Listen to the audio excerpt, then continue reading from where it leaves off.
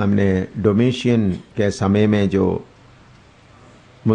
सतावट हुआ उसके बारे तक पढ़ा है, और आगे दूसरा सदी में जो ट्राजन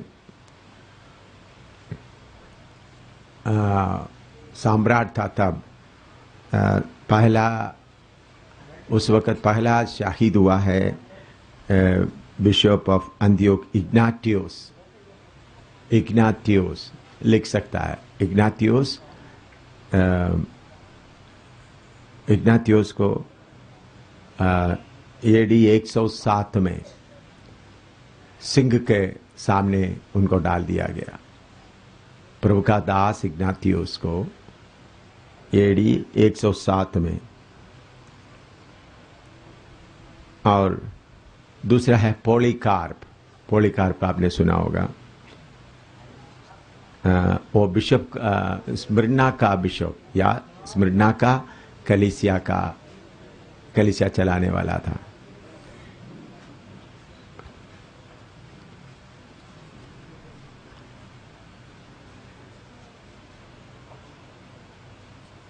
उनको उधर में पॉलीकार्प को कैसा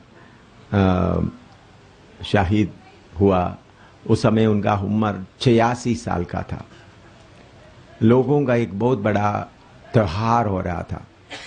उस त्योहार होते समय में लोग बोले हमको मजाक करने के लिए या हमको खुशी के लिए कुछ चाहिए, तो तब उन लोग ये 86 साल उम्र वाला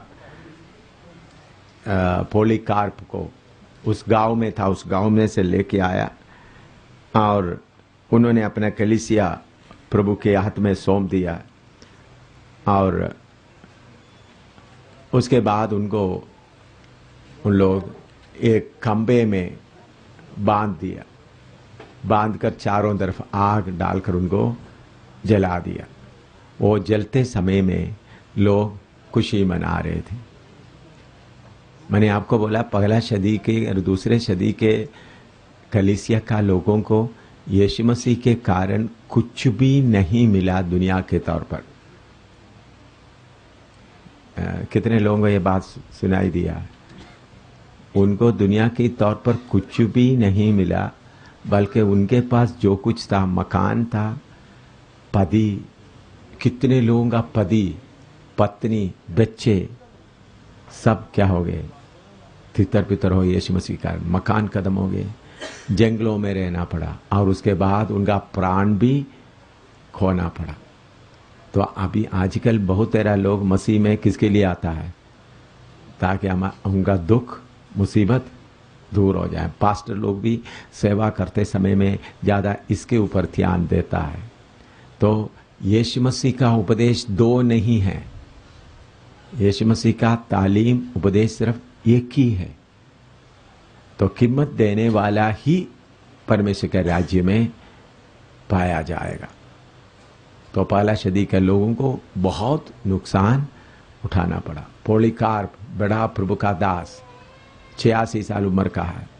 उनको इतना सेवा करने के कारण उनको मिला हुआ क्या है? उनको उधर में बड़ा त्योहार समझ लो, इधर का होली होता है, दीपावली होता है। उसी मुताबिक त्योहार के समय में उस बुजुर्ग आदमी को पकड़कर खंबे में बांध लिया। उनको खंबे में बांधने पहले उन्होंने 1 घंटा समय उनसे मांगा। उन्होंने 1 घंटा समय दिया। उस 1 घंटे के समय में प्रभु मैं अपने आप को आपके हाथ में सौंपता हूँ। जितना कलीसिया का आपने मुझे जिम्मेवार बनाया है, उस कलीसियाओं को आपके हाथ में सौंपता हूँ। ऐसा उन सबों के लिए प्रार्थना करने के बाद खुशी से चलो आप जो कुछ करना करो। तो उन लोग उनको बांध दिया। उन्होंने खंबे में बांधते समय में खंबे के साथ खड़ा करके लकड़ी, चारों तरफ लकड़ी लगा दिया। तब उन्होंने बोला मुझे खंबे के साथ बांध ले, ताकि लकड़ी जब जलते समय में मेरे शरीर में जब दर्द लगेगा मैं छोड़कर ना भागे। इस यीशु के लिए मैं अपना प्राण अर्पण करे। ये कोई कहानी नहीं है। इग्नातियोस कितना बड़ा प्रभु का दास था। उनको भी मजाक के लिए लेके आए तो सिंह के सामने उनको डाल दिया गया। तो अभी जो यीशु मसीह के नाम से आशीष मिलेंगे बोलने हैं, वो सब शैतान का उपदेश है। यीशु का कलीसिया का उपदेश नहीं है, सब शैतान का उपदेश है। बर्बादी का उपदेश है। तो पहला सदी में कितने लोग, दूसरा सदी में तो पोलीकार्प का हालत ऐसा हुआ।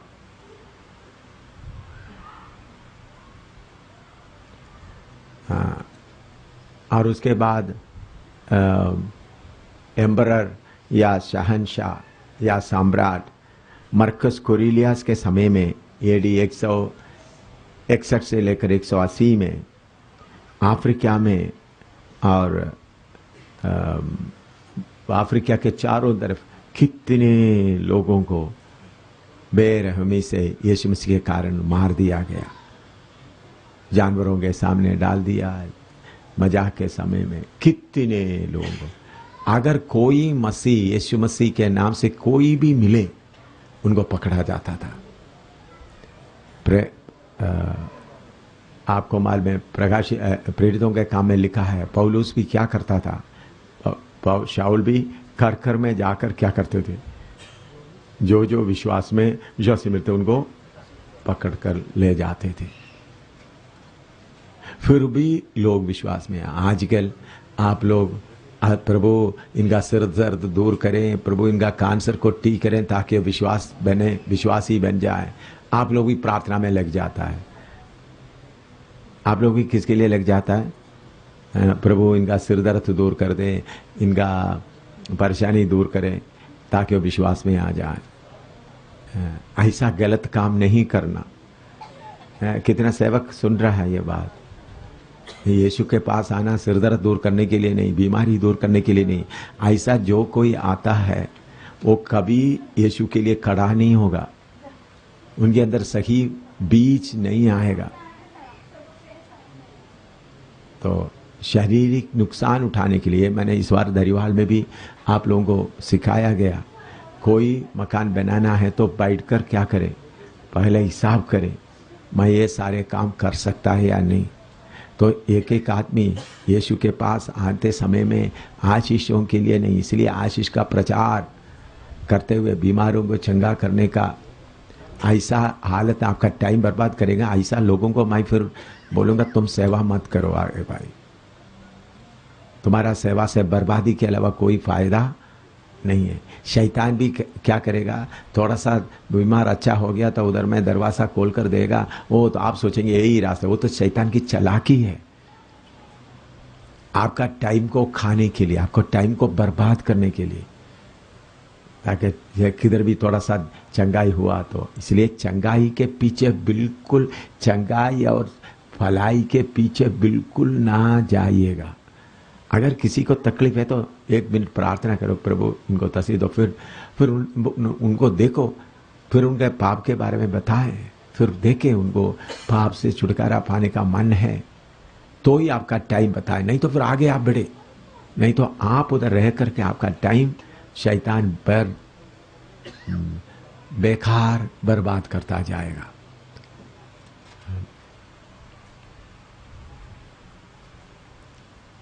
और ये जो अफ्रीका में ऐसा हालत हुआ था, मसीह लोग कोई भी कोई चीज़ खरीद नहीं सकते। बाजार में जाएगा तो बाजार में देखा तो उनको क्या करेंगे, पकड़ेंगे। उनको कोई चीज़ खरीदने के लिए नहीं। और दूसरा, उनका हक भी पूरा खत्म किया था बाकी लोगों के सामने। तो उन्होंने उनको ही हक देता था जो सम्राट का पूजा करता है। उन्हीं दिनों में जगह जगह में सम्राट का रूप रखा हुआ होता था। जो सम्राट का रूप के सामने झुकेंगे उनको ही कुछ खरीदने के लिए, बेचने के लिए भी मौका मिलता था। तो विश्वासी लोग ज्यादातर जंगलों में रहते थे। सुन रहा है आप? करीबन 230 साल तक विश्वासी लोग जो विश्वास में आ जाते हैं, किधर जाकर रहते थे? जंगल में। जंगल के पत्ते, जंगल के जो जड़ी बूटी जो मिलता है वही खाते थे। फिर भी जंगल में ढूंढ कर उनको पकड़ने के कारण उन लोग काटाकोम्स मतलब जमीन के नीचे बनाया हुआ जगहों में आराधना करते थे। और जमीन के नीचे बनाए हुआ जगहों में उन लोग आराधना करने के लिए, जमीन के नीचे बनाया हुआ, इधर में अभी फैन वगैरह लगा हुआ है। तो मैं जब नेपाल में गए, नेपाल में जब थे तो मुझे अनुभव है, नेपाल में नहीं चाइना में, कि कितना मुसीबत के बीच में लोग रहते थे, आराधना करते हैं, कितने दूर। एक बार मैं एक ग्रुप को लेकर 27 किलोमीटर पैदल चला जंगल के बीच में जाने के लिए। 27 किलोमीटर पैदल चला, उधर जाकर उधर बैठ करके पवित्र आत्मा के लिए प्रार्थना किया। उन लोग सब पवित्र आत्मा से भरपूर हो गए। एक बार रात को 1.5 घंटा समुद्र के अंदर सफर करते एक छोटा टापू में पहुंच गए। उधर भी पहुंचने के बाद जितने लोग, उस वक्त दिल्ली का पास चंद्रपाल भी मेरे साथ था, उन लोग उस चट्टान पर रेत में बैठकर पवित्र आत्मा पाने के लिए कृपा दिया। तो पुराने जमाने में कैटाकॉम्स अभी भी बहुत दिखा देते, पृथ्वी के नीचे खोद कर बनाते थे। सीमेंट वगैरह का नहीं है, उस वक्त सीमेंट वगैरह नहीं होता, कोई चट्टान वगैरह पृथ्वी के नीचे गुफा तक बनाते थे। उधर में ऐसा होता था, समझ लो, इधर में कैटाकॉम्स ऐसा अलग अलग रूप में बनाए जा राउंड में, तो मछली का रूप बनाते थे, मछली का रूप ऐसा बनाकर उनका पूंछ ऐसा, तो उनको मछली का, वो जमीन में सीमेंट से नहीं, जमीन में मिट्टी में ऐसा अंगुली से क्या करता था, मछली का रूप लगाते थे। इधर में एक मछली का रूप लग गया, फिर इधर में आकर एक मछली का रूप लग गया। ऐसा मछली का रूप देकर के उसका दरवाजे पर पहुंचते थे। दरवाजा भी मैंने क्या है, पत्थर से बना हुआ, उसके अंदर बैठ करके अंदर घुसना है। ऐसा जगह में लोग क्या करते थे, आराधना करते थे यीशु मसीह के लिए। अभी आपको आराम से चलकर आराधना करना तो आपको मुश्किल हो जाता है, कर्फ्यू में भी आने के लिए। लेकिन मैं देखता हूँ मेरे साथ जो लोग थे उनको आने के लिए इतना मुश्किल नहीं दिया, लोग सब जितना बहुत तकलीफ वाला था वो भी आए थे। तो इतना तकलीफ देकर के कैटाकॉम्स के अंदर, ऐसा एक जगह में नहीं, बहुत कैटाकॉम्स, उनको बोलते थे कैटाकॉम्स।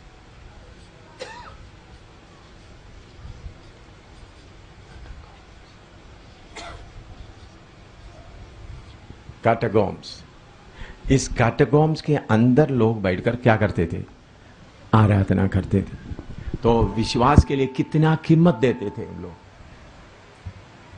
तो जो परमेश्वर के साथ का, जो स्वर्ग का वास के लिए यीशु मसीह के साथ में रहकर जो वास करना चाहता है, वो कीमत देने के बिना नहीं जा सका। आजकल आज शैतान ने क्या कर दिया, बाकी धर्म के देवताओं के पास जाकर पूजा करते वक्त में नौकरी मिल जाता है, बीमारी दूर हो जाते है, शादी हो जाता है।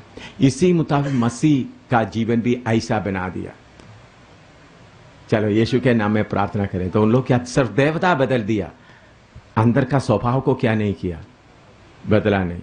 क्या बदल दिया, बहुत लोग कृष्ण को छोड़कर किसको ले लिया, यीशु को ले लिया, या राम को ले लिया, मोहम्मद को छोड़कर यीशु को लिया। ऐसा यीशु को लेने से स्वर्ग में नहीं जाएगा, आपका जीवन पूरा तब्दील होना है। देवता बदलने से स्वर्ग में नहीं जाएगा। आप नरक में जाते वक्त देखेंगे बहुत पादरी लोग नरक में आपको मिलेगा, बहुत अन्य भाषा बोलने वाला नरक में मिलेगा, बहुत प्रचार करने वाले को भी आपको नरक में मिलेगा। आप समझना, जिस यीशु आप थोड़ा सा कष्ट आते वक्त रोता है, वो यीशु किनका कष्ट भी देता है, जिन्होंने यीशु के कारण जिनका घर क्या हो गया, पूरा तबाह हो गया। बच्चा कहाँ गया मालूम नहीं, पति कहाँ गया मालूम नहीं, पत्नी कहाँ गया मालूम नहीं, जिंदगी में जीवन में दो और एक बार फिर उनको मिलने का मौका नहीं मिलता। जंगल में फिर रहा है, किसके लिए, आनंद जीवन के लिए। आप उसके समान आप बनना है। आप उसके समान नहीं बना तो यीशु के दुल्हन में आप शामिल नहीं होगा। यह अच्छी तरह समझना। ये नहीं चलो अभी बहुत भीड़, अभी तो अमरनाथ में कितना भीड़ जाता है, इसी मतलब यीशु के कलीसिया में भी लोग बहुत भीड़ आता है, ये सब स्वर्ग में जाने वाला नहीं है। पर पादरियों के लिए अच्छा है, थोड़ा पैसा मिल जाएगा पेट भर के, पर पादरी भी खाएंगे, वो पादरी भी किधर जाएंगे, वो सेवक भी किधर जाएंगे। आंख के विश्वासियों को पैसा खा खा के अपने आप को पेट भरा, वो सेवक भी किधर मिलेंगे, नरक की आग में। आपका अन्य भाषा बोलने का आदत से नहीं, यीशु के समान बनना है, यीशु के समान बनना है। उसके बिना सिद्ध होने के बिना किधर नहीं जाएंगे। तो इसलिए मैं आपको बताता हूं, ये आजकल जो देख रहा है उस बात को ना देखे, वचन को देखे, वचन को समझे, वचन के अनुसार अपने आप को बनने दे। और आपको मालूम है कितने बहनों को क्या कर दिया, कोई नौजवान बहनों को मिलता है विश्वास में, उनको पूरा नंगा कर देता, नंगा कर दे के उनको सड़क में चलने देता, और बाद में उनको बोलता ऐसा करो। उनका नंगापन को देखकर कितने लोग मजा उठाते थे, नौजवान लड़कियों को। फिर भी ऐसा हालत आने पर भी यीशु को छोड़ने के लिए उन लोग तैयार नहीं होते। कितने नौजवान लड़कियों को नंगा करके, मैं आप लोगों को बताया हुआ, चीन में भी मेरे द्वारा उद्धार में आए हुआ बहनों को क्या क्या तकलीफ हुआ है, नंगा करके उनको क्या क्या किया गया। मैंने आप लोगों को पहले से बताया हुआ है, तो समय कम होने के कारण आगे। और कितने लोगों को नंगा करके जंजीरों में बांध के रखा था, पागल की तरह, पागल कुत्ते की तरह पेड़ों में बांध के रखता था, और आकर थूकते थे, लोग मारते थे, लोग आकर उनके ऊपर पेशाब कर देते थे। ये सब किस कारण? यीशु। ये सब कोई कहानी नहीं है, असली में हुआ घटना है। लो देखो यीशु, आपको थोड़ा सा तो परेशानी, थोड़ा सा निंदा आ गया तो फिर आपका गुस्सा इतना है तो आप स्वर्ग में नहीं जाएगा। बाइबल उठाकर घूम रहा है, लेकिन बाइबल में लिखा हुआ मसीह का रूप आपके अंदर आना, नहीं तो आप प्रभु के पास में नहीं जाएंगे। और आपको मालूम है कभी उनको ऐसा करते थे, लोहा आग में अच्छी तरह डालकर लोहे को लाल बनाते, आप देखा होगा जो लोहार के पास में ऐसा लोहा बना करके उनको बोलेगा, उसके ऊपर उनको बिठा देते थे, नंगा करके बिठा देते वक्त आप क्या होगा, पूरा चलता है, लोहा पूरा गरम करके लाल कर उसके ऊपर बिठाते थे। ऐसा होते वर भी यीशु को नहीं छोड़ते थे। प्रभु ये बातें क्यों होने दिया? ताकि उनका विश्वास को क्या किया जाए, परखा जाए।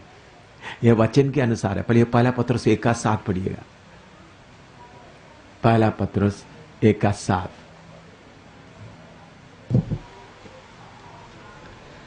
और यह इसलिए है कि तुम्हारा परखा हुआ विश्वास, जो आग से ताए हुए नाशमान सोने से भी कहीं अधिक बहुमूल्य है, यीशु मसीह के प्रकट होने पर प्रशंसा और महिमा और आदर का कारण ठहरे। विश्वास का परखना, आपका विश्वास को क्या करना है? परखना। आप क्या सोचते हैं, प्रभु मुझे इधर भी आराम से रहने दो, फिर बाद में मुझे स्वर्ग खोल कर दे। नहीं भाई, स्वर्ग ऐसा लोगों के लिए नहीं है जिसका विश्वास को परखा गया और जिनका विश्वास परखने में पक्का हो गया। तो आपका विश्वास को परख, ये नहीं हालेलुया बोलते रहो प्रभु के पास, ऐसा लोग स्वर्ग देखेगा नहीं, सेवक लोग नहीं जाएगा।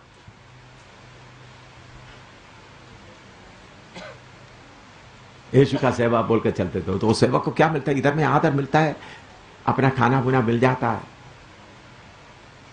ऐसा नहीं मेरे प्यारो, प्रभु हमेशा एक सा है। पहला सदी का विश्वासियों को देखा है, अभी का विश्वासियों को प्रभु देख रहा है। तो सबका लेवल कैसा होना है? एक ही लेवल होना है। अभी सतावट बहुत आने वाला है, तो इसलिए मैं आपको प्रभु ने ये बहुत बताया सेवकों को, बाकी उनका सारे प्रोग्राम को कैंसिल करके वचन सीखे ताकि लोग तैयार हो जाएं उस बड़ी सतावट को सामना करने के लिए। तो अभी जो कुछ हमारे सामने जो सतावट हो रहा है कुछ भी नहीं है, जो आने वाला सतावट के सामने ये कुछ भी नहीं है। तो ऐसा बीच में सतावट के बीच में जाकर सिद्ध होना बहुत जरूरी है। वैलेंटीना एक बहन थी, वैलेंटीना, उसका नाम है वैलेंटीना।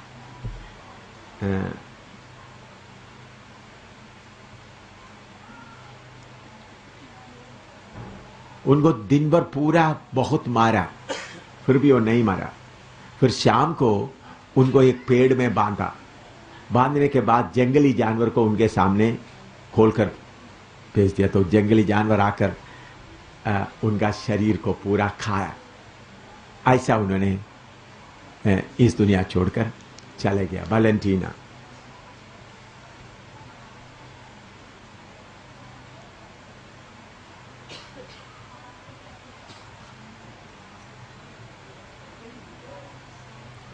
और आप सबको शायद जो किताब पढ़ने वालों को मालूम है, मार्टिन जस्टिन मार्टियर, जस्टिन वो एक बहुत बड़ा इतिहास लिखने वाला था। और अच्छी तरह सेवक लोग भी सुनना ये बात, जस्टिन मार्टियर का कैसा, जस्टिन बहुत माना हुआ किताब लिखने वाला था यीशु मसीह के कलीसिया का। उनको अदालत में ले गया, मजिस्ट्रेट उनसे पूछा, उनको अदालत में लेके मजिस्ट्रेट उनसे पूछा, क्योंकि उन लोग जी उठने के बारे में विश्वास नहीं करते। तो मजिस्ट्रेट ने उन्हें पूछा कि तुम सोचते हैं कि तुम मरे हुए में से जी उठेंगे? क्या सवाल पूछा सुनो, अदालत में ले जाकर खड़ा करके उनसे पूछा, क्या तुम सोचते हैं तुम मरे हुए में से जी उठेंगे? तो उन्होंने बोला, मैं सोचता नहीं बल्कि मुझे पक्का मालूम है मैं मरे हुए में से जी उठूंगा। एकदम सबके सामने वो मजिस्ट्रेट उनका गर्दन काटने की आज्ञा दिया। तो मरे हुए में से जी उठना ये विश्वास रखने के कारण उनका गर्दन क्या कर दिया, काट दिया गया। क्योंकि वो प्रचार करता था, न्याय के दिन आता है, किताब लिखने वाला था। उन्होंने उनको बोला, तो सचमुच में मरे हुए में से जी उठेंगे? नहीं, तुम सोचते हैं तुम मरे हुए में से जी उठेंगे? उन्होंने बोला, मैं सोचता नहीं बल्कि पक्का मुझे मालूम है मैं क्या होगा, मरे हुए में से जी उठेंगे। ये बोलने के कारण उनको क्या कर दिया है? तो आपको मालूम हो रहा है विश्वास के लिए कितने लोग कीमत दे दिया। हाँ, एडी 195 में, एडी 195 में सेप्टिमस उधर का शहंशाह था, उन्होंने आया, रोमी लोग कोई भी मसीह नहीं बनेंगे। रोमी लोग कोई भी, अगर कोई मसीह बन गया उनका जायदाद पूरा कब्जा किया जाएगा, उनको घर से निकाल दिया जाएगा। उनमें से जो कोई ताकत वाला है, जो शरीर में कोई ताकत हो, उनको जानवर की तरह उनको गुलाम बना दिया जाएगा। जैसा हमारा गधा है और गधा के साथ और दूसरा बैल है, इसी मुताबिक कोई भी विश्वासी बनेगा तो उनको क्या बना दिया जाएगा, उनका जायदाद पूरा सरकार कब्जा किया जाएगा, बाद में उनको गुलाम बना दिया जाएगा। फिर उनका काम क्या है, जानवर की तरह कार्य करना। ऐसा होने पर भी कितने लोग, अभी हम लोग क्या करता है, सिरदर्द दूर करने के लिए यीशु के ऊपर लोगों को लाता है। कितने बार बोलने पर भी कुछ सेवक लोगों का मन ऐसा है, चलो ये बच जाएगा बच जाएगा बच जाएगा बोलकर फिर भी उनके पीछे पड़ा रहता है। मैं समझ रहा है आपको? तो मसीह बनने के लिए कीमत देने वाला ही बन सकता है। आप किसी को नकली, किसी को कैसा भी लाने के लिए कोशिश ना करें। वो आपका सिर्फ टाइम खाएगा। उधर में मसीह बनेगा तो क्या होगा? पूरा घर। तो मसीह बनने के पहले बैठ कर सोचना पड़ेगा, मैं मसीह बनेगा मेरा घर क्या हो जाएगा?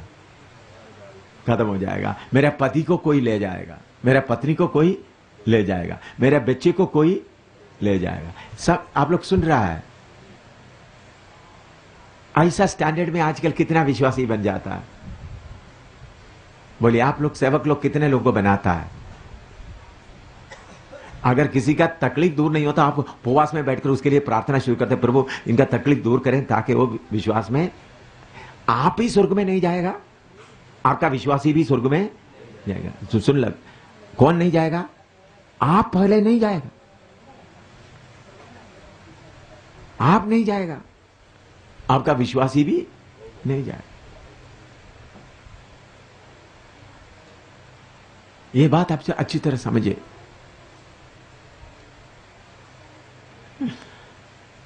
कितने लोग होश में ये बातें सुन रहा है? बार बार आपको ये बातें सुनाने के लिए मौका नहीं मिलेगा। मैं आप लोगों का सेवा के द्वारा ये मैं देखना चाहता हूं, सच्चा सेवक कितना है।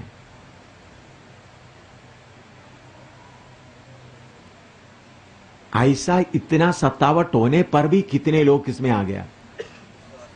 विश्वास में आ गए। तो पहले सदी के लोग, दूसरे सदी के लोग विश्वासी बनते वक्त उन्होंने किस बात के लिए तैयार रहना था? मैं विश्वासी बन जाएगा तो मेरा घर चले जाएगा, मेरा पति को कोई ले जाएगा, मेरा पत्नी को कोई ले जाएगा, मेरा बच्चे को क्या बनाया जाएगा? गुलाम बनाया, दोबारा कभी नहीं देख सकेगा, दोबारा कभी नहीं देख सके। इस हालत में होने पर भी कितने लोग विश्वास में आए? क्योंकि स्वर्ग का स्टैंडर्ड दो नहीं है। पहले सदी के लोगों के दर्जे पर जब तक आप नहीं आएगा, आप स्वर्ग में नहीं जाएगा। ये स्वर्ग में ऐसा नहीं, पहले सदी के लोगों के लिए एक अलग दर्जा है, अभी के लोगों के लिए अलग, ऐसा नहीं। पहले सदी के लोगों के दर्जे पर जब तक आप नहीं आएगा, आप क्या नहीं होंगे? स्वर्ग में नहीं जाए। तो इतना सतावट होने के कारण पहले सदी का लोग गौ परखा गया। अभी प्रभु सतावट अभी शुरू करने जा रहा है, इधर उधर सिर्फ निशानी मिल गया। क्यों? इस कलीसिया में से असली लोगों को क्या करना है? देखना है असली लोग कौन कौन है, असली लोगों को कौन है असली में प्रभु के पीछे चलने के लिए जो तैयार है। मैं कोई कहानी नहीं बता रहा हूं, असली हुआ घटना आपके सामने बता रहा हूं। कितने विश्वासी लोगों को लटाते थे, नंगा करके लटाते थे, फिर लोहा, अच्छी तरह लोहा आग में उसको पूरा क्या करता है, गर्म करने के बाद लटाकर उनका पेट में ऐसा लगाते थे नीचे तक।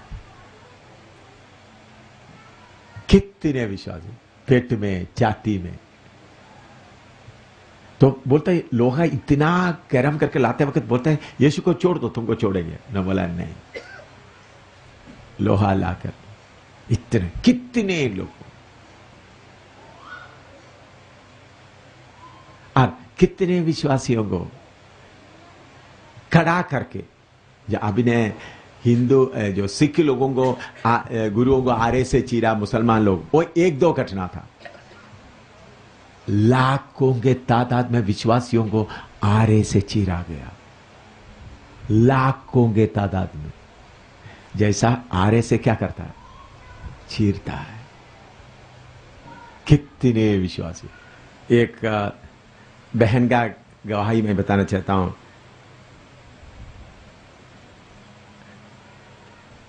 उसका नाम भी आता है लियोनीडिस, और उनको जेल में डाल दिया। उनका पत्नी और उनका 7 बच्चे हैं। पत्नी एक स्लिप, एक कागज में लिखकर भेज दिया। मुझे सोचकर और हमारे 7 बच्चों को सोचकर आप विश्वास को ना छोड़े। क्या लिखा? पत्नी क्या लिखा है? मेरे बारे में सोचकर और हमारे बच्चों को सोचकर आपको क्या ना करे, विश्वास को ना छोड़े। जब उनको छोटा सा चिट्ठी पत्ते में लिखा मिला, उसको चुमते हुए अपने आप बलिदान होने दे दिया। हाँ, हमारा बहन लोग क्या लिखेंगे? बोलो, आप बहन लोग क्या लिखेंगे? उनको इसी मुताबिक बाइबल क्लास वगैरह नहीं था।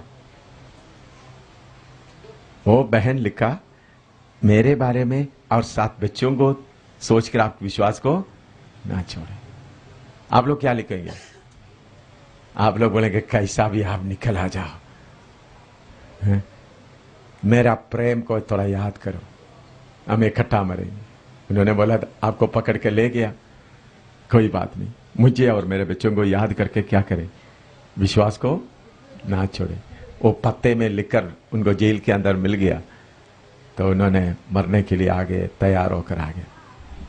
परपचुआ, आप लोग पढ़े होंगे, परपचुआ कैसा अपना छोटे दूध पीने वाला बच्चों के साथ में यीशु मसीह के लिए कैसा उनको सताकर मार दिया गया। उनको परपचुआ का बोला है, उनको बोला हुआ क्या है, एम्परर के नाम से एक बार प्रार्थना करो। क्या बोला?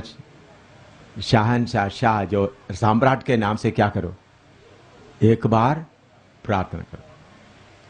परपचुआ एक बहन थी, उनका बच्चा भी दूध पीने वाला बच्चे थे। उन्होंने बोला मैं यीशु के नाम के अलावा और किसी का नाम मेरे मुंह में नहीं लूंगा।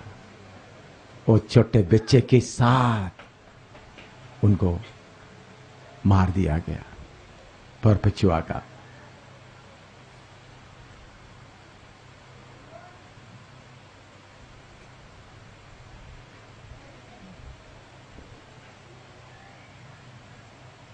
और कितने लोग बपतिस्मा लेकर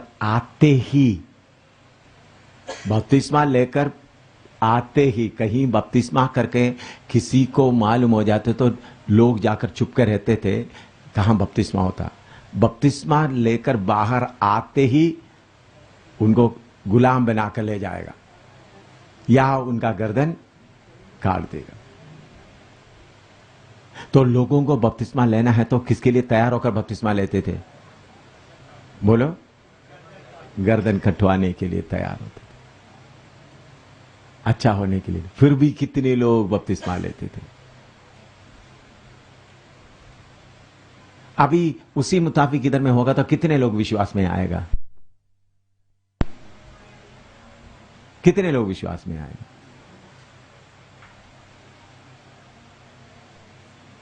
हम सोचते हैं हमारा थोड़ा शरीर का तकलीफ देखते हुए हम बोलते हैं हमसे मुश्किल है।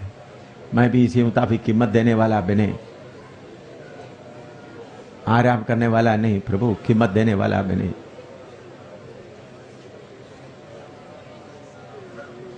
हालेलुया।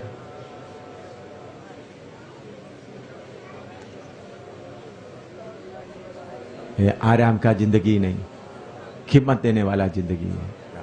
अभी एडी 312 में शैतान ने क्या किया? एडी 312 से लेकर 326 के दौरान, एडी 312 से लेकर 326 के बीच में क्या हुआ? उस वक्त का रोमी सम्राट था कॉन्स्टेंटाइन, एम्परर कॉन्स्टेंटाइन। इन्होंने लड़ाई लड़ रहा था मालवियन ब्रिज के, मालवियन ब्रिज, ये मालवियन ब्रिज एक पुल नहीं है, एक जगह का नाम है। उधर में लड़ाई के लिए आगे जाते समय में शैतान ने किया हुआ एक चालाकी, उन्होंने आसमान में एक सलीब देखा और सलीब देखने के बाद उनको किसी ने बोल रहा है ये सलीब लेकर तुम लड़ाई के लिए जाओ, तुम जीतोगे। तो उन्होंने एकदम क्या किया, उनके फौज के जो कपड़े में और उनका सामान जो ले जाता है उसमें और उनका हथियारों पर सलीब का निशान लगाया और सलीब का निशान लेकर जाकर लड़ाई लड़ा। वो दुश्मन पूरा हार गया, वो जीत गया। उसके बाद ये सलीब का निशान, सलीब को कौन, सलीब के बारे में कौन सोचते हैं तक, तो मसीह लोगों के बारे में मुझे उनको मालूम हो गया। तब उन्होंने क्या किया, उस वक्त तक मसीह लोगों को सताते थे, उन्होंने एक नया ऑर्डर निकाला, विश्वासियों को किसी को भी सताना नहीं। और उन लोग उस समय में बहुत बड़ा मंदिर, जो सूरज को पूजा करने वाला मंदिर होते थे, उस वक्त उन लोग सूरज का पूजा करते थे, उस मंदिरों को मसीह लोगों के आराधना का जगह बना दिया। तो मसीह लोग उस वक्त का जो लालच वाला मसीह लोग सब उसको स्वीकार किया। उन लोग समझा हमारा कष्ट दूर हो गया, अभी हम आराम से जीवन बिता सकते, तो उस साम्राज्य के साथ शामिल हो गया। उस समय से कलीसिया का अंधेरा का दिन आरंभ हो गया। उस समय तक सब सतावट सहने वाले थे, लेकिन आस्ता आस्ता कलीसिया में शरीर का सुख शैतान लेके आए। क्या लेके आए? शरीर का सुख और आराम का जीवन लेके आए। तो असली विश्वासियों में से ज्यादातर लोग साम्राज्य के ग्रुप में फंस गया। पहले वो लोग किधर आराधना करते थे? काटकोम में, ज्यादातर जमीन के नीचे का जगह में। अभी साम्राज्य ये निशान ले लिया, तो अभी आराधना किधर हो रहा है? उनका सूरज का मंदिर, सूरज का मंदिर में आराधना शुरू। उन लोग बोला देखो परमेश्वर हमारा प्रार्थना सुन लिया। तो कष्ट को चाहने वाला अलग हो गया, सुख को चाहने वाला अलग हो गया। कलीसिया में दो फिरका हो गया, सुख को चाहने वाला अलग हो गया, कष्ट को चाहने वाला अलग हो गया। फिर क्या हुआ? कॉन्स्टेंटाइन,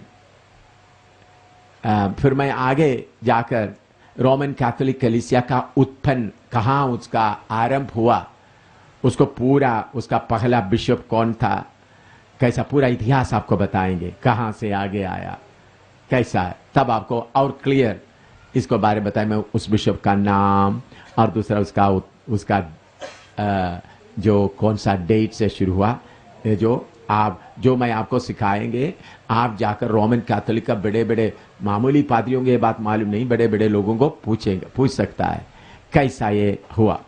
तो आज भी आप जाकर देखें, रोमन कैथोलिक का भी हो या सीएनआई का हो, गिरजा अगर कैसा होता है बोलो, उसका मुंह पूरब की ओर होता है। हर जगह में आप देखें, गिरजाघर बनाएगा तो किधर में होता है, उसका मुंह किधर के होता है? पूर्व और पश्चिम होता है। आप लोग देखे होंगे, पादरी लोग खड़ा होकर लोगों को आराधना करने के बाद क्या होता है, जो बड़ा आराधना आता है वक्त सीधा क्या करता है? पूर्व की ओर। अब तो विश्वासी लोग उनको क्या देखता है? उनका पीठ देखता है। ऐसा देखा नहीं देखा आप लोग? तो ये पूर्व की ओर देखकर आराधना कहां से हो गया? जब कॉन्स्टेंटाइन जो सूरज को पूजा करने वाला आया, तब से आया है पूर्व का। आप कहीं भी जाकर देखो, रोमन कैथोलिक का भी हो, जो सीएनआई का हो, सब कलीसिया किधर को बनाया हुआ है? पूर्व और पश्चिम। उनका पादरी कड़ा होने का जगह, जो देकर प्रार्थना करने का जगह किधर का, ताकि सारे विश्वासी किधर की ओर देकर आराधना करें। हाँ, प्रभु यीशु मसीह कहा है 2 या 3 मेरे नाम से इकट्ठा होता है, मैं उनका पूर्व में आता हूं। हैं? किधर आता है? मैं उनके बीच में आता हूं। तो रोमन कैथोलिक कलीसिया खुद 7 करोड़ विश्वासियों को खत्म किया। कम से कम कितना? 7 लाख नहीं, 7,000 नहीं, 7 करोड़ सही विश्वासियों को क्या किया? खत्म किया। उनका जायदाद पूरा, आज रोमन कैथोलिक क्यों इतना अमीर बनकर रहता है? सारे कलीसियाओं का धन-दौलत उन्होंने क्या कर दिया? लूट कर ले लिया। वो सब मैं इतिहास के तौर पर आपको वो सब्जेक्ट आ रहा है, उस रोमन कैथोलिक कलीसिया का बुनियाद कैसा बना, बुनियाद से पूरा। तो रोमन कैथोलिक कलीसिया ही खुद 7 करोड़ विश्वासियों को खत्म किया है। यह अन्य जाति का शहंशाह एम्परर के अलावा, जो सम्राट जितने लोगों को खत्म किया, उसके अलावा कितना लोगों को खत्म किया। ये जो सत्तावट बढ़ते समय में कुछ फायदा हुआ। एक है विश्वासियों के अंदर का सील के लिए हिंदी में क्या बोल सकता है? जोश या सील के लिए क्या बोल सकता है? जलन। वो पक्का बने रहा। सील इस DAL, सील, जलन। हाँ, यीशु के लिए एक जलन रहता था। हैं? बहुत तेरा विश्वासियों की यीशु के लिए कोई जलन ही नहीं रहता। जलन, जो कष्ट उठाने वालों को एक जलन आता है विश्वासियों के। और दूसरा, उनके अंदर आने वाला नए आसमान नए जमीन के बारे में एक उम्मीद बढ़ता गया, क्योंकि उनका जमीन जायदाद सब छीन कर ले गया, बच्चा को बर्बाद कर दिया, पत्नी को ले गए या पति को ले गए। फिर उनके अंदर क्या रहा? यीशु आएगा, नया पृथ्वी में नया आसमान में यीशु के साथ रहेंगे। उम्मीद बढ़ता गया। और तीसरा बात है, व्यक्तिगत जीवन में पवित्रता ही ज्यादा रहा। व्यक्तिगत जीवन में क्या रहता था ज्यादा? पवित्रता है। मैं पवित्र रहूं, मैं यीशु के लिए पवित्र रहूं। और सबसे बड़े, विश्वासियों के बीच में एक मन बना रहा। क्या रहा? एक मन। क्योंकि अभी कुछ है ही नहीं। पति को कहीं ले जाता है, पत्नी को कहीं ले जाता है। विश्वासी लोग आपस में एक शरीर का अंग बनकर रहते थे, एक मन। अभी आप देख लो, आपका पति पत्नी और जमीन से सबसे आपको अलग करेगा तो एक मन आएगा नहीं आएगा? मेरी सवाल आपको समझ में नहीं आया? आपको पत्नी को कहीं इधर से भेज दे, आपके बच्चों को और कहीं भेज दे, आपके घर से आपको निकाल दे, मैदान में खड़ा कर दे, हैं? तो देखने के लिए मकान नहीं, पत्नी नहीं, बच्चे नहीं, फिर देखने के लिए नस्ती में खड़ा हुआ भाई है या नस्ती में खड़ा हुआ बहन है, तो एक मन आएगा नहीं आएगा? मेरी बात समझ में आया? समझ आया आपको? नहीं, मेरे ख्याल में आपको, जब तक ये मेरा मेरा मेरा मेरा मेरा रहेगा तो तब तक एक मन नहीं होगा। मेरा पति, मेरा पत्नी, मेरा मकान, मेरा कपड़ा, मेरा। तो इसलिए एक मन आने के लिए प्रभु ने बोला सब अपने आप को क्या करे? इनकार करे। तो बहुत लोग बोलते प्रभु क्यों? मेरे प्यारों, अगर आप एक मन बनेगा तो ही शरीर का अंग बन सकता है। तो पहले सदी के लोग एक मन बनकर रहा। क्यों? जमीन भी है ही नहीं। विश्वासी बन गया तो जमीन जायदाद ले जाता है। विश्वासी बन गया तो पति को अलग कर देता, पत्नी को अलग कर देता, बच्चे को अलग कर देता। तो फिर क्या रहता था? एक मन। तो इसलिए खास 4 बात ये सतावट के कारण बने रहा। सबसे पहले विश्वासियों के अंदर क्या रहता था? जलन रहता था। दूसरा, उम्मीद, होप रहता था। तीसरा, व्यक्तिगत जीवन में पवित्रता। पांचवा क्या था? विश्वासियों के बीच में आपस में एक मन रहता था। हालेलुया। ये आप भूल जाओगे इस समझ में। कितने बात दोबारा बताइए। जो सतावट के कारण कलीसिया में क्या क्या आया है? सबसे पहले क्या आया?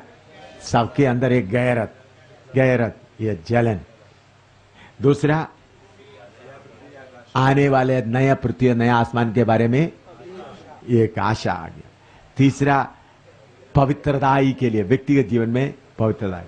चौथा क्या था? एक मन। अभी भी हमारे बीच में वो आना तो प्रभु को क्या करना पड़ेगा? हैं? बोलो। आपका घर को तोड़ना पड़ेगा। सुना? कितने लोग सुना? आपका घर को, आपका अपना अपना बोलता हुआ उसको क्या करना पड़ेगा?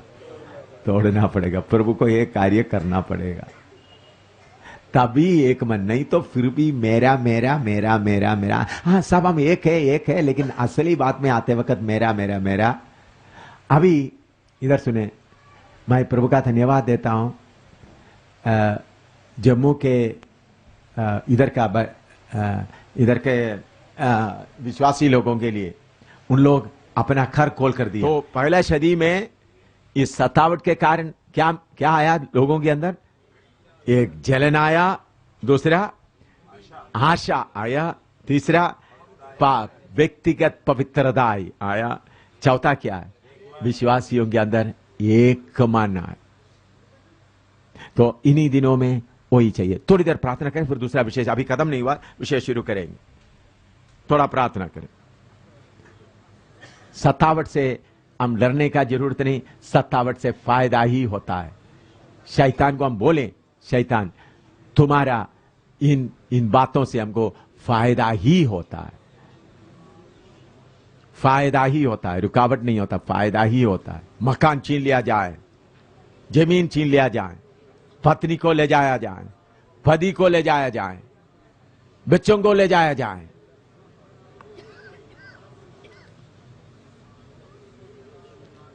Hallelujah, hallelujah. अच्छा, अब ये लिखने वाला यूहन्ना, ये यूहन्ना यीशु मसीह का चेला था और याकूब का भाई था। ये यूहन्ना कौन थे? यीशु मसीह के चेले थे और याकूब का भाई। और उन्होंने साबित किया हुआ कलीसिया, ये क्या? स्मिर्ना। अंग्रेज हिंदी में क्या है? स्मिर्ना ही है। स्मिर्ना, परगमस, पढ़िएगा वो कलीसियाओं का नाम। आप हिंदी में आपको मालूम होता, प्रकाशित वाक्य में आइएगा, पहला अध्याय,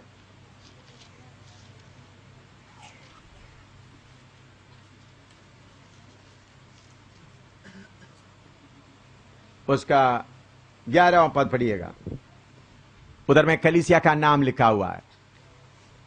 प्रकाशित पहला अध्याय, उसका 11।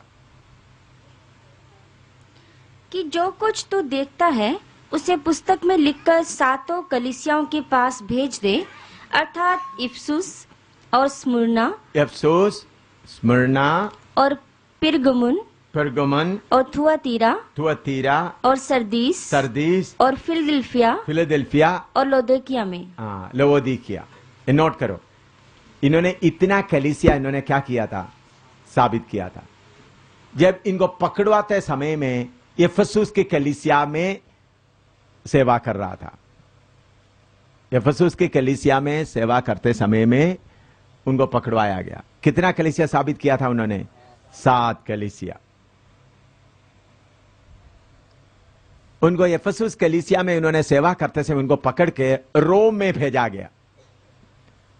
रोम में मैंने पहले आपको बताया, उनको उबालता हुआ तेल में डाला गया और उस बड़ा तवा का, बड़ा बर्तन का ढक्कन भी बंद किया था। कुछ देर के बाद आकर देखा तो वो उसके अंदर मुस्कुरा रहा है। इसलिए उनको पद्मोस नाम टापू में भेजा गया।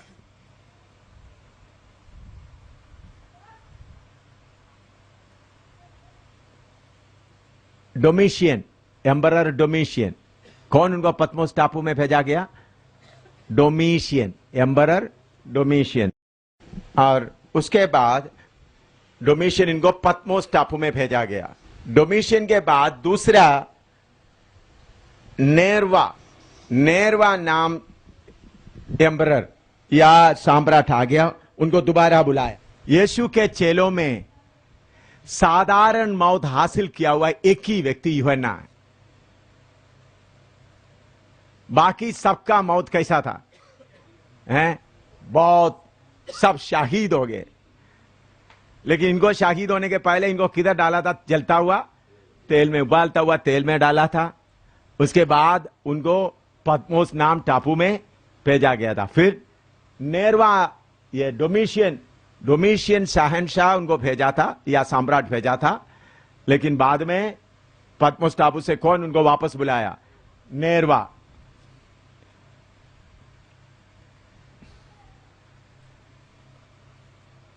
ये किताब एडी 96 में लिखा है करके आम तौर पर जो किताब बाइबल के बारे में जो पंडित लोग सोचकर बताते हैं, एडी 96, एडी 96, ये किताब एडी 96 में लिखा है।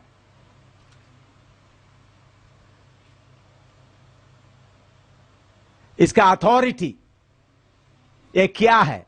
उसका पहला अध्याय का पहला पद पढ़िएगा। पहला अध्याय का पहला पद। यीशु मसीह का प्रकाशित वाक्य। यीशु मसीह का प्रकाशित वाक्य ये किसके बारे में प्रकाश करता है? Yeshu Masih, the revelation of Jesus Christ. अंग्रेजी में लिखने वाला लिख सकते हैं revelation of Jesus, authority, revelation of Jesus Christ. तो इंट्रोडक्शन, पहला शब्द क्या है? यीशु मसीह का प्रकाशित वाक्य।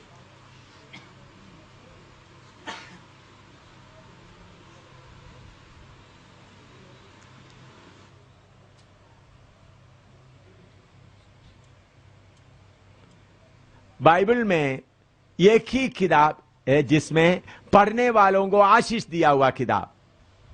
पढ़िएगा इसका पहला अध्याय का तीसरा पद। पहला अध्याय का तीसरा पद।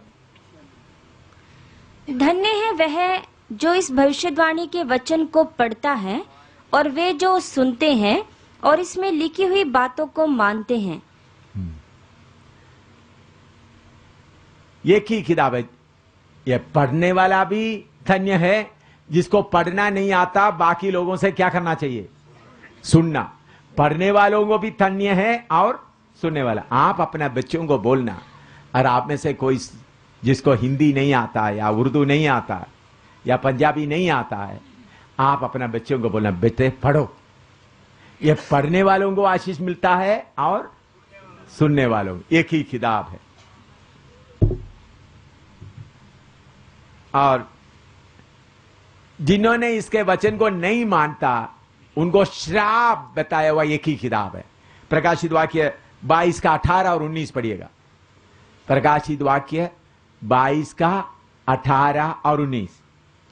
मैं हर एक को जो इस पुस्तक की भविष्यवाणी की बातें सुनता है गवाही देता हूँ कि यदि कोई मनुष्य इन बातों में कुछ बढ़ाए तो परमेश्वर उन विपत्तियों को जो इस पुस्तक में लिखी है उस पर बढ़ाएगा, और यदि कोई इस भविष्यवाणी की पुस्तक की बातों में से कुछ निकाल डाले तो परमेश्वर उस जीवन के पेड़ और पवित्र नगर में से जिसकी चर्चा इस पुस्तक में है उसका भाग निकाल देगा। पहले अध्याय में लिखा है, पहला अध्याय तीसरा पद में लिखा है, जो इसको पढ़ता है उनको क्या मिलेगा? आशीष मिलेगा। लेकिन आखिरी 22वां अध्याय में आकर क्या लिखता है? दोबारा पढ़ो, 22वां अध्याय का 18-19। मैं हर एक को जो इस पुस्तक की भविष्यवाणी की बातें सुनता है गवाही देता हूँ गवाही देता हूँ कि यदि कोई मनुष्य इन बातों में कुछ बढ़ाए तो परमेश्वर उन विपत्तियों को जो इस पुस्तक में लिखी है उस पर बढ़ाएगा। और यदि कोई इस भविष्यवाणी की पुस्तक की बातों में से कुछ निकाल डाले तो परमेश्वर उस जीवन के पेड़ और पवित्र नगर में से जिसकी चर्चा इस पुस्तक में है उसका भाग निकाल देगा। हाँ, अच्छा, इस किताब का एक दूसरा खूबी यह है, नंबर 7 बार बार आता है। 7 नंबर बार बार आता है। पहला पढ़िएगा 1 का 12 पढ़िएगा, 1 का 12 या 13, हिंदी में 12 या 13 पढ़िएगा। और मैंने उसे जो मुझसे बोल रहा था देखने के लिए अपना मुंह फेरा और पीछे घूमकर मैंने सोने की 7 दीवटें देखी। हाँ, सबसे पहले सोने का 7 दीवट लिखो, 7 कैंडल स्टिक। अंग्रेजी में लिखने वाला लिखे 7 कैंडल स्टिक या सोने का 7 दीवटें। तो हेडिंग लिखने, इसमें नंबर क्या है, 7 का नंबर बहुत है, वो मैं आपको इकट्ठा निकाल के बताना चाहता हूं। पहले क्या है, 7 कैंडल स्टिक, 7 दीवटें या 7 कैंडल स्टिक। नंबर 2, 5 का, प्रकाशित 5 का 1 पढ़िएगा, प्रकाशित वाक्य 5 का 1। और जो सिंहासन पर बैठा था मैंने उसके दाहिने हाथ में एक पुस्तक देखी जो भीतर और बाहर लिखी हुई थी और वह 7 मोहर लगाकर बंद की गई थी। 7 मोहर लगाया हुआ है उसमें। एक 7 दीवट देखा, उसके बाद क्या देख रहा है, 7 मोहर, 7 सील, 7 सील।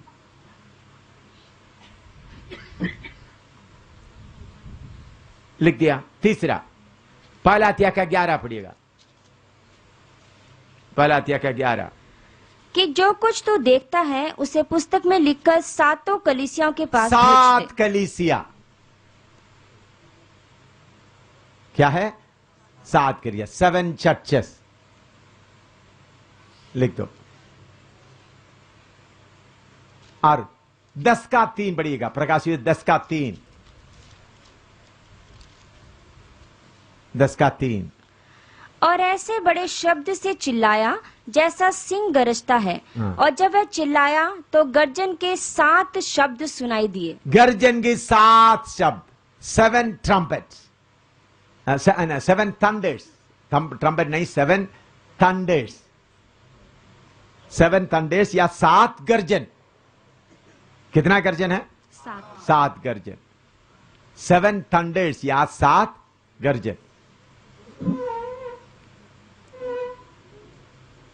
15 का 1 पढ़िएगा,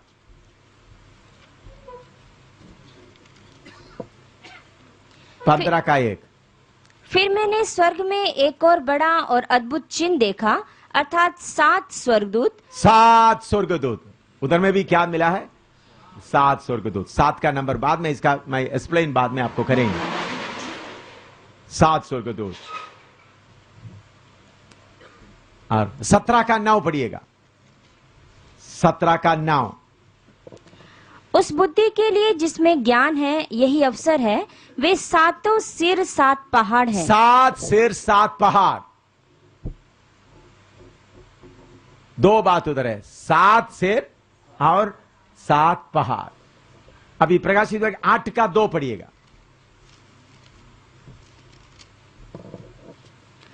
और मैंने उन 7 स्वर्गदूतों को जो परमेश्वर के सामने खड़े रहते हैं देखा और उन्हें 7 तुरियां दी गई। 7 तुरियां दिया गया, 7 ट्रम्पेट्स,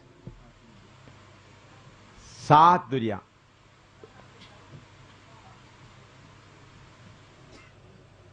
उसका 3 में थोड़ा सा पढ़िएगा।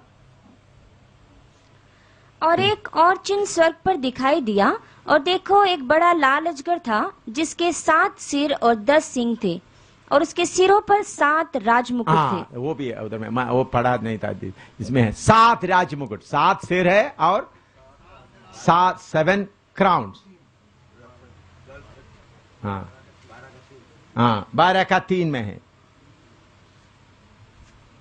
फिर 15 का 7 पढ़िएगा। और उन 4 प्राणियों में से एक ने उन 7 स्वर्गदूतों को परमेश्वर के जो युगानुयुग जीवता है प्रकोप से भरे हुए 7 सोने के कटोरे दिए। 7 वायल्स या 7 कटोरे, 7 कटोरे।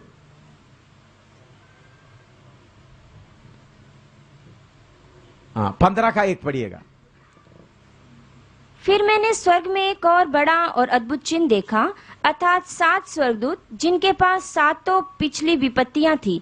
7 विपत्तियां, 7 प्लेग्स, 7 विपत्तियां। प्रकाश 4 का 5 पढ़िएगा। 4 का 5। और उस सिंहासन में से बिजलियां और गर्जन निकलते हैं, और सिंहासन के सामने आग के 7 दीपक जल रहे हैं। हाँ। ये परमेश्वर की 7 आत्माएं हैं। 7 आत्माएं, 7 स्पिरिट्स, 7 आत्माएं। और प्रकाश 1 का 16। और वह अपने दाहिने हाथ में 7 तारे लिए हुए था। 7 तारे, 7 स्टार्स।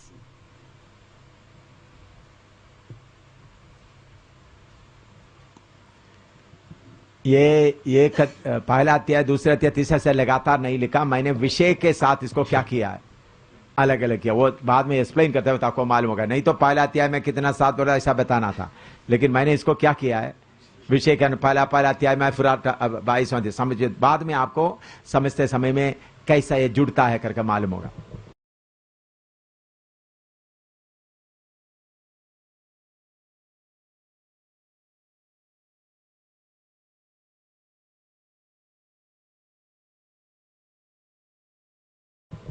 अभी इसमें 7 नो मोर, 7 नो मोर होगा नहीं। कितना होगा नहीं, कितना है 7 पढ़िएगा। 21 का 1 पढ़िएगा। प्रकाशित वाक्य 21 का 1। फिर मैंने नए आकाश और नई पृथ्वी को देखा, क्योंकि पहला आकाश और पहली पृथ्वी जाती रही थी और समुद्र भी ना रहा। समुद्र ना रहा, ना रहने वाला 7 बातें। समुद्र ना रहा, नो मोर सी। 21 का 4 पढ़िएगा। और वह उनकी आंखों से सब आंसू पोंछ डालेगा, और इसके बाद मृत्यु ना रहेगी, ना शोक, ना विलाप, ना पीड़ा रहेगी। विलाप ना रहेगा, नो मोर सोरो। क्या नहीं रहेगा? विलाप ना रहेगा। और नो मोर क्राई, नो मोर क्राई, शोक ना रहेगा। फिर नो मोर पेन या पीड़ा नहीं रहेगा। उसी आयत में मिल रहा है ना। फिर 22 का 3 पढ़िएगा। और फिर श्राप ना होगा। श्राप, नो मोर कर्स, श्राप ना होगा। फिर 22 का 5 पढ़िएगा। और फिर रात ना होगी। रात नहीं रहेगा। है? देखो, रात नहीं रहेगा तो सोएंगे कहां? हैं? हैं जी?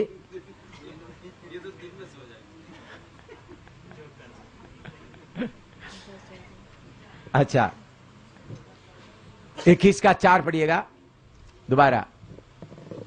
और वह उनकी आंखों से सब आंसू पोंछ डालेगा, और इसके बाद मृत्यु ना रहेगी। मौत ना रहेगा। मौत में आखिरी में लाया। देखो, 7 नो मोर है, 7 ना रहेगा। एक, समुद्र ना रहेगा, मातम या विलाप ना रहेगा, शोक नहीं रहेगा, पीड़ा नहीं रहेगा, श्राप नहीं रहेगा, रात नहीं रहेगा, मौत नहीं रहेगा। कितना हो गया? 7 मिल गया ना। इधर में 7 का बहुत बात मिलता जुलता है। कौन कौन सा 7 बोलिएगा? समुद्र नहीं रहेगा, विलाप नहीं रहेगा, शोक नहीं रहेगा, पीड़ा नहीं रहेगा, श्राप नहीं रहेगा, रात नहीं रहेगा। हाँ, जिसको रोने का मन है इधर ही रो, उधर में जाकर रोने के लिए मौका नहीं है। ठीक है ना? जिसको रोने का मन है रो, जिसको सोने का मन है इधर ही सो जाओ, उधर में जाकर प्रभु रोते समय बोला, प्रभु स्वर्ग में तो आकर मुझे रो नहीं सकता, चलो भाई। इधर मैं खूब रोता है। ऐसा सबने रोने वाला उधर जाएगा ही नहीं।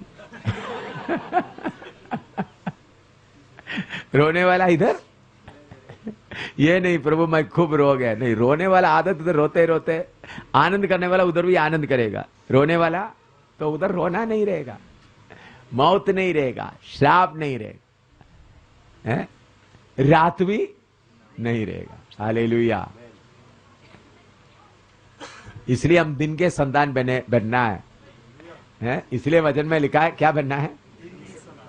दिन के संतान बने रहे, रात का संतान नहीं, दिन के संतान। उसका आत्मिक अर्थ बहुत है। उत्पत्ति में जो बात हम देखते हैं उसका एकदम उल्टा हमको प्रकाशित वाक्य में मिलता है। अभी उत्पत्ति में परमेश्वर सूरज को बनाया, लेकिन 22 का 5 पढ़िएगा, प्रकाशित 22 का 5। और फिर रात ना होगी और उन्हें दीपक और सूर्य के उजियाले का प्रयोजन ना होगा। पहले पृथ्वी में क्या चाहिए था? सूरज। और नया पृथ्वी में सूरज का जरूरत है। उधर का रोशनी कौन है? सूरज कौन है? हम लोग। परमेश्वर सिर्फ नहीं, मैं और आप कौन है? सूरज की तरह उधर चमकेंगे। हम है उधर का सूरज। जो पहला पृथ्वी में सूरज का जरूरत था, अभी नया पृथ्वी में क्या नहीं चाहिए? सूरज का जरूरत नहीं। और दूसरा 22 का 3 पढ़िएगा, श्राप नहीं रहेगा। पहला पृथ्वी में क्या आ गया था? श्राप आ गया था। पहला उत्पत्ति में शैतान को देखता है, लेकिन प्रकाशित 20 का 10 पढ़िएगा। और उनका भरमाने वाला शैतान आग और गंधक की उस झील में, जिसमें वह पशु और झूठा भविष्यद्वक्ता भी होगा, डाल दिया जाएगा। शैतान को क्या कर दिया जाएगा? आग और झील में डाल दिया जाए। उत्पत्ति में शैतान का काम, इसीलिए शैतान इतना जोर से प्रकाशित वाक्य के किताब में कहता है, उसमें शैतान का अंत दिखाई देता है। उनको किधर में डाल दिया जाएगा? आग और झील में। और 21 का 27 पढ़िएगा। और उसमें कोई अपवित्र वस्तु या घृणित काम करने वाला या झूठ का गढ़ने वाला किसी रीति से प्रवेश ना करेगा। कोई पाप किधर नहीं रहेगा। नया उत्पत्ति में क्या आता है? पाप आता है। प्रकाशित वाक्य में पाप नहीं। नया पृथ्वी आते वक्त पाप नहीं रहता। अच्छा 22 का 2 पढ़िएगा। और नदी के इस पार और उस पार जीवन का पेड़ था। जीवन का पेड़। और आदम को एदन वाटिका से क्यों निकाला गया? जीवन का पेड़ का फल ना खाए। देखो, एदन वाटिका में जीवन का पेड़ बंद हो जाता है, प्रकाशित वाक्य में जीवन का पेड़ शुरू होता है। फर्क समझ में आया? एदन वाटिका में जीवन का पेड़ का बंद हो जाता है, और प्रकाशित वाक्य में जीवन का पेड़ आरंभ हो जाता है।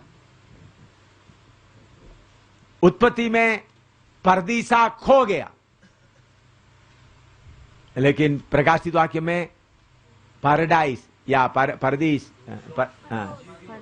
फरदोस खो गया, लेकिन प्रकाशित वाक्य में फरदोस मिल गया। उत्पत्ति में शैतान का जय है। आदम को कैसा उन्होंने कब्जा किया। प्रकाशित वाक्य में शैतान का पूरा बर्बादी, अंत है। उत्पत्ति में शैतान का जय और प्रकाशित वाक्य में शैतान का अंत।